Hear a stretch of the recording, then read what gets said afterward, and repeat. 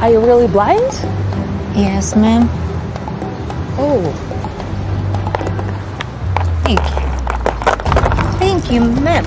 En voyant Sarah partir avec l'argent, j'ai tapoté sur le carton à côté de moi. En réalité, je suis le PDG de l'entreprise. Et mon but aujourd'hui est d'évaluer les candidats que nous recrutons. La femme ne le savait pas encore, mais elle avait déjà été éliminée dès la première étape. J'ai ensuite posé une montre devant moi. Et c'est là que le deuxième candidat, John, est arrivé. En voyant la montre par terre, il l'a ramassée sans hésiter. Non seulement il ne m'a pas aidé, mais il m'a même repoussé du pied avec dégoût. Évidemment, son sort était le même que celui de la première candidate. Il était éliminé. Ensuite, j'ai sorti un iPhone 17 et l'ai posé devant moi. C'est alors que le troisième candidat, Roger, est arrivé. Il a très vite remarqué le téléphone, contre toute attente. Il ne l'a pas pris. Au contraire, il m'a conseillé de bien le garder. Son comportement m'a beaucoup plu. J'ai de nouveau tapoté sur le carton à côté, et ma secrétaire a placé un signe spécial sur la photo de Roger. Maintenant, tous les candidats étaient arrivés.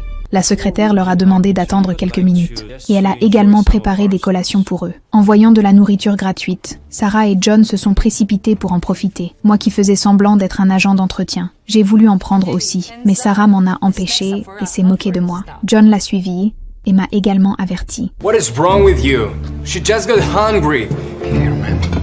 Take some wine. I'm not hungry. Ensuite, la secrétaire est revenue vers eux. Elle leur a dit que leur CV avait été validé et les a invités à aller dans la salle de réunion, sans qu'ils le sachent. C'était en réalité la deuxième étape du test. Et j'avais tout observé, une fois dans la salle de réunion. La secrétaire leur a annoncé que leur poste avait été attribué selon leur CV et que les boîtes devant eux contenaient leur futur poste. Ils ont ouvert leur boîte plein d'espoir. Dans les mains de John, il y avait un globe, ce qui signifiait qu'il serait manager commercial. Roger avait une petite voiture, ce qui indiquait qu'il serait responsable du parc automobile. Et Sarah tenait une gamelle pour chien, ce qui signifiait qu'elle serait soigneuse d'animaux. Sarah n'était évidemment pas satisfaite de son poste et a tenté d'arracher le globe des mains de John. La secrétaire n'a pas essayé de les arrêter, mais à ce moment-là, Roger a proposé d'échanger son poste avec Sarah, une fois qu'ils avaient choisi leur travail. La secrétaire a annoncé une dernière chose importante.